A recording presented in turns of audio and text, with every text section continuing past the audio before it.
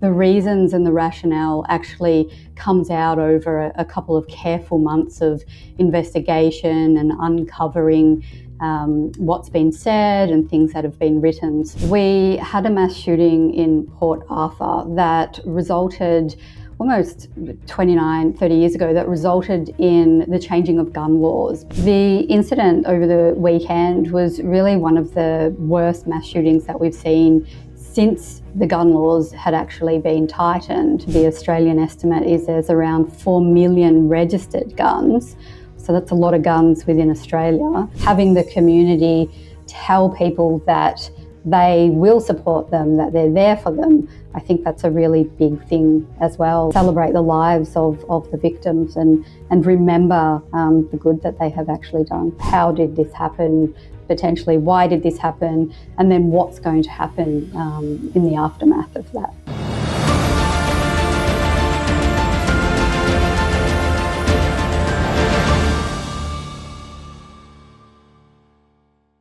Hello and welcome. You're watching Hindustan Times and my name is Aayesha Varma. December 14th, a day meant for light turned dark when shooters attacked innocents near Sydney's Bondi Beach.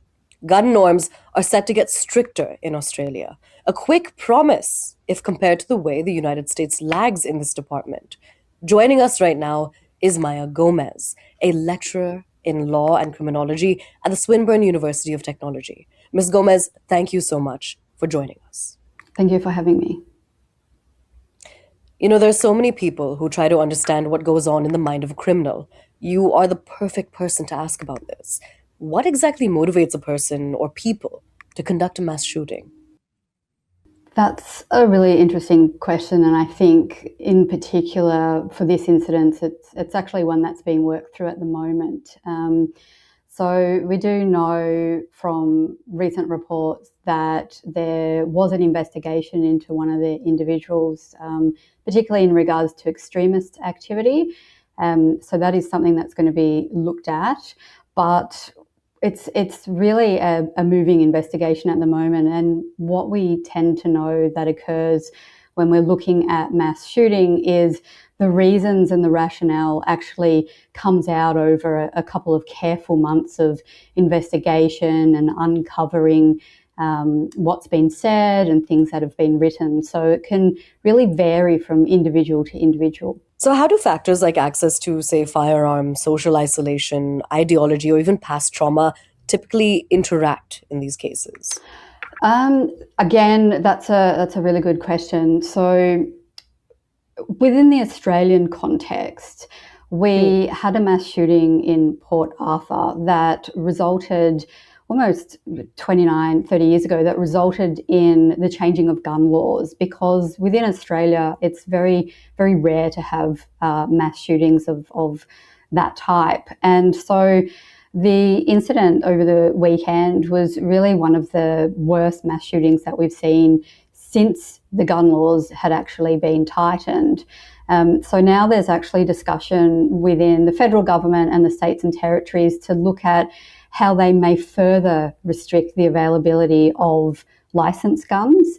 And then I expect that would continue the conversation around, well, what do we do then in terms of unlicensed guns? Because at the moment, the Australian estimate is there's around 4 million registered guns. So that's a lot of guns within Australia. And they're certainly looking at what needs to be done to tighten access to that. So when we also talk about the mind of a criminal, what warning signs are most often present before a mass shooting, and who tends to notice them first? Because I think one would assume that it's usually family members or friends. I think it can really depend on the type of offender, the type of perpetrator. So in this instance, especially in the Australian context, we've got two family members. And again, as I mentioned, it's quite fast moving in terms of the investigation. One was known to intelligence services, but they did rule that he wasn't enough of a threat to be watched closely, whereas for all accounts at the moment, there was nothing that had really flagged the father, the older gentleman. So I guess it can really depend on the perpetrator. Often we will find that there may be individuals joining chat rooms, for example, so Discord, certain groups that are known for maybe extremist views, certain groups known for having alternative views, so these might be incel groups, for example. So it can really vary on the individuals, but we tend to look for maybe isolation. We could also look for extremist views. We could also look for individuals suddenly cutting off from friends and family. So your point in terms of friends and family noticing, that may be one indicator as well. Okay. So when it comes to tools such as threat assessment teams or even school or workplace interventions, how effective are they when it comes to preventing attacks? Again, I think a really great question. What we tend to find is that some individuals can really hide, amongst people. So it really will come down to what type of programs are available in terms of targeting individuals that are maybe known first for maybe particular views, or are known to be members of particular groups or communities. There are programs that are tailored very much for the online space, but there are also programs that are tailored to be picked up once an individual has maybe come to the mind of the law enforcement. Maybe they've been in trouble previously. So it really depends on the context that we're looking at, either potential offenders or people who have already come within the criminal justice system. So approaches online would be very, very different in terms of approaches that are within the terrestrial space. Okay. So I'm curious, considering you are very heavily involved in the sphere of education in Australia itself, do you think there's enough of a focus on education around, say, mass shootings, the kind of minds that you would want to pinpoint when it comes to that kind of aspect? Do you think it's talked about enough? Red flags that one could look at? Do you think it's going to now also become a more significant part of education in Australia? I think the Australian context is really interesting because we've got a safety commissioner. So we've got an online safety commissioner that puts out programs. From an educational point of view, they actually work with primary schools, they work with secondary schools, so they work with everyone from teachers through to the tertiary sector as well.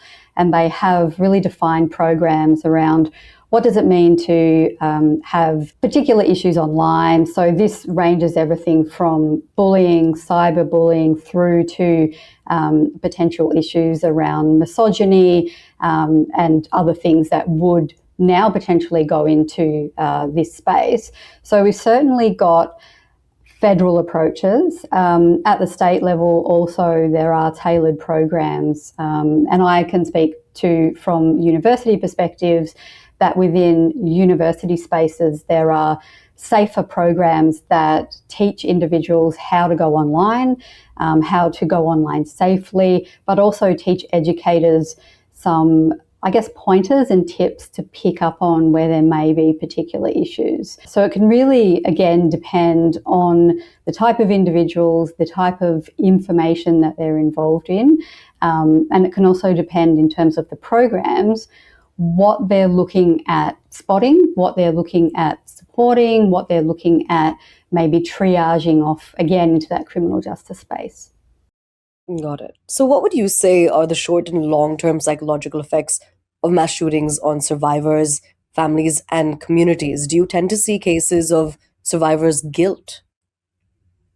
I definitely think that we're dealing with trauma-informed approaches when we are dealing with victims in this space, particularly because there is that sense of that guilt playing out. And I know, just what's happened over the weekend.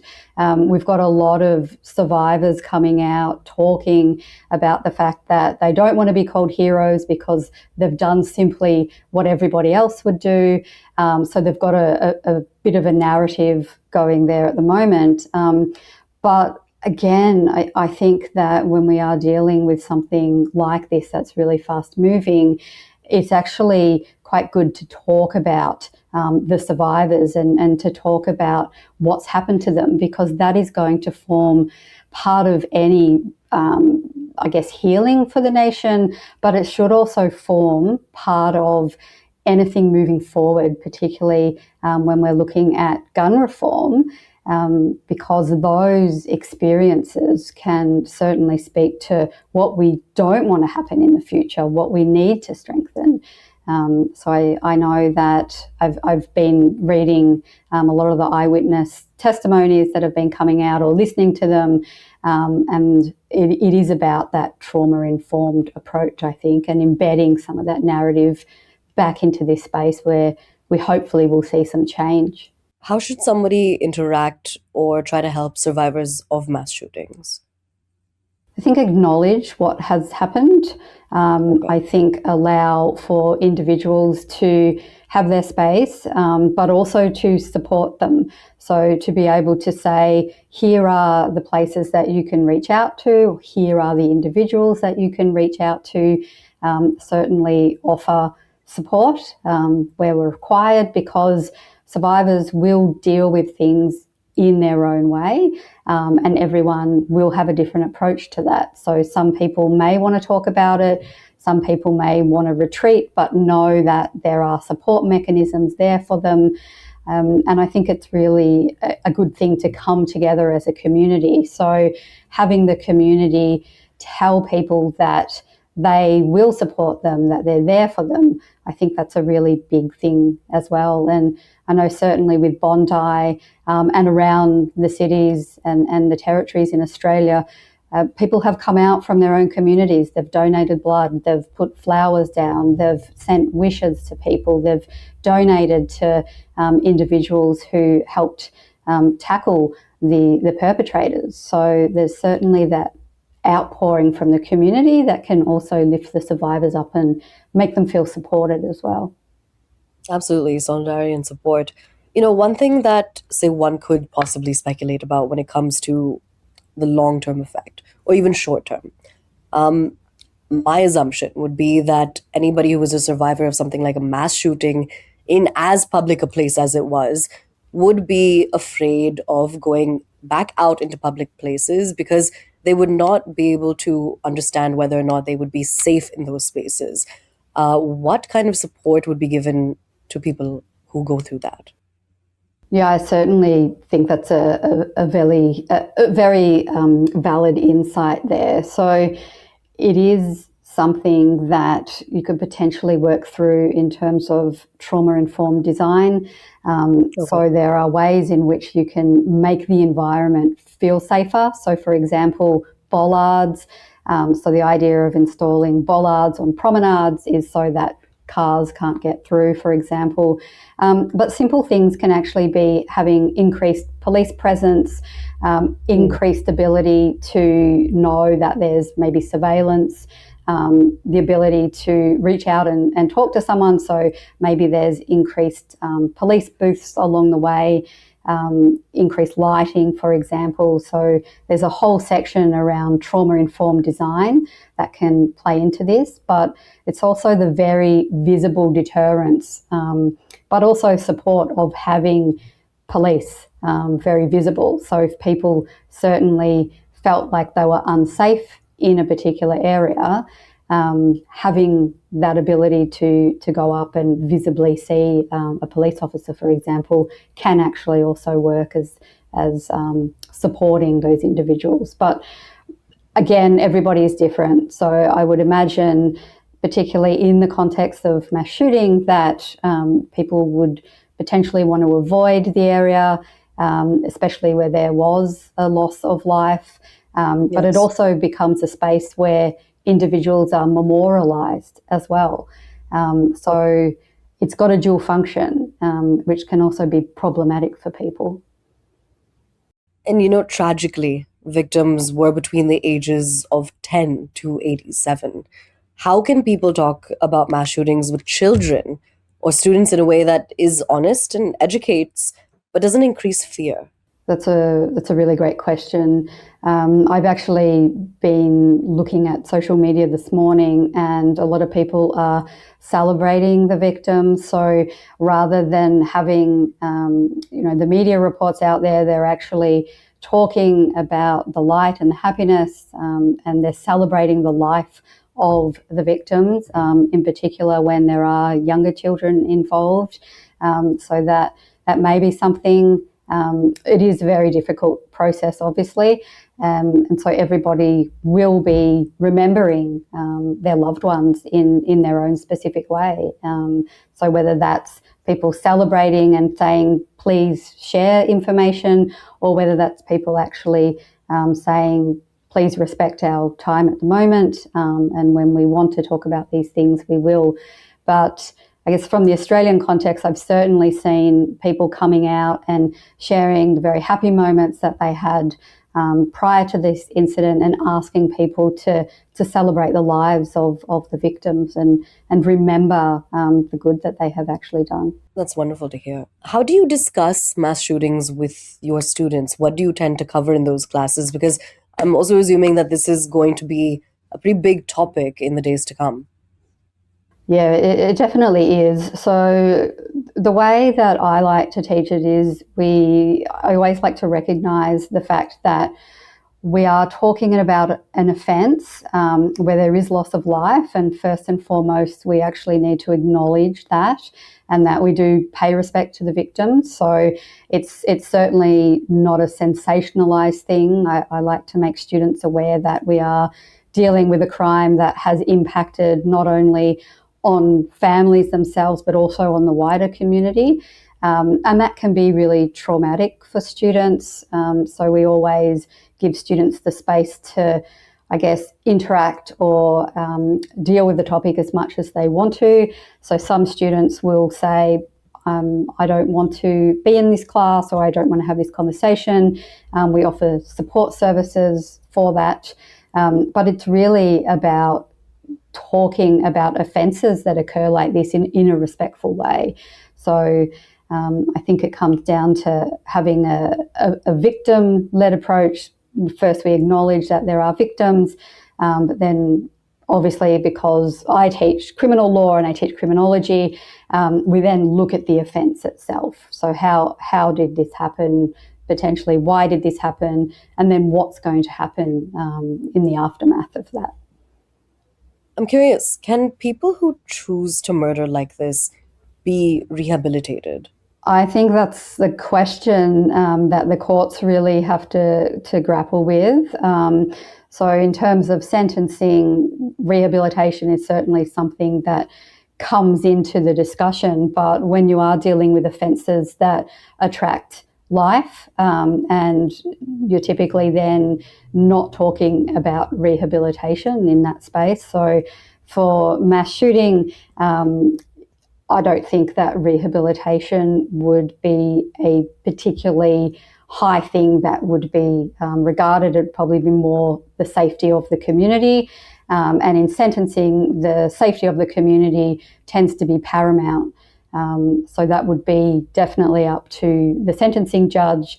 But in the realm of sentencing, the safety of the public is certainly paramount in this space. And considering that you are involved with criminal law teachings, what reforms or policy changes do you think are required to, beyond, of course, more tighter restrictions on holding guns, but what do you think would be needed in order to reduce mass shootings?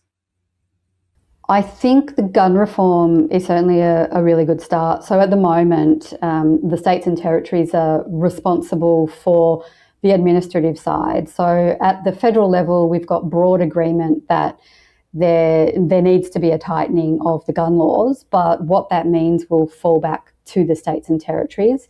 So I know that New South Wales have come out and they've said we're going to actually restrict the amount of firearms that people can get access to. Western Australia has already done that. So I think a really good thing to think about at the moment is that the tightening of the gun laws and the reducing of the availability of the firearms for individuals will help towards, I guess, eradicating or lessening these particular incidents. But I think there also needs to be a holistic approach from the states and territories to maybe look at the types of weapons that they want within the communities. There's definitely a difference between the type of firearms that are needed in the rural and the regional areas that deal with farming, for example, as opposed to firearms that are within the urban areas. So I think there needs to be not only legislation changes or legislative changes across the board, but there also has to be policy changes. There also has to be ways of thinking, I guess, in terms of, well, what do we want for the safety of the community and what will this look like in terms of responsible firearms? Because the farmers, the agriculturalists certainly have a need to have firearms, but, you know, is that need then replicated in urban areas? So that's certainly a bit of a discussion that needs to be had as well. All right, Ms. Gomez, thank you so much for joining us and giving us all of that crucial insight into matters of the mind. Thank you for having me.